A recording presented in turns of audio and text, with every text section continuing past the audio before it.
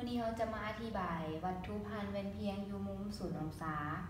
อิงใส่มุมฮอดเท่ากับมุมสะท้อนและระยะวัตถุเท่ากับระยะรูปซึ่งอัลฟาเท่ากับ0 องศา n เท่ากับ360ส่วนให้อัลฟาลบให้1แทนเนาะ n เท่ากับ360 องศาส่วนให้0ย้อนว่าอัลฟาเท่ากับ0ลบให้1n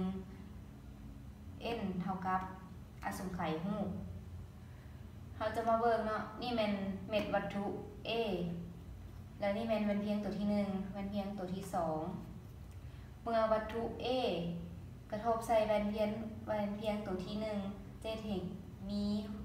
รูปอยู่หลังแว่นเพียงตัวที่1ก็คือ A1 หรือว่ามุมฮอดเนาะอันนี้เป็นมุมฮอดเท่ากับมุมสะท้อนและวัตถุ A กระทบใส่แว่นตัวที่2เฮ็ดให้เกิดมีรูป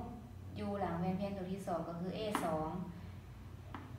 มุมฮอดเท่ากับมุมสะท้อน A2 กระทบใส่แว่นเพียงตัวที่1จะเฮ็ดให้เกิดมีรูปอยู่หลังแว่นตัวที่1ก็คือ A2 ขีดและเมื่อ A1 กระทบใส่แว่นตัวที่2เฮ็ดให้เกิดเป็นรูปอยู่หลังแว่นตัวที่2ก็คือA1 ขีดและ A1 ขีดกระทบใส่แว่นเพียงตัวที่1จะเฮ็ดให้มีรูปอยู่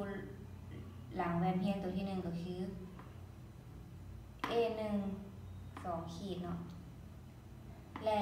A2 ขีดกระทบใส่แว่นเพียงตัวที่2จะเฮ็ดให้เกิดมี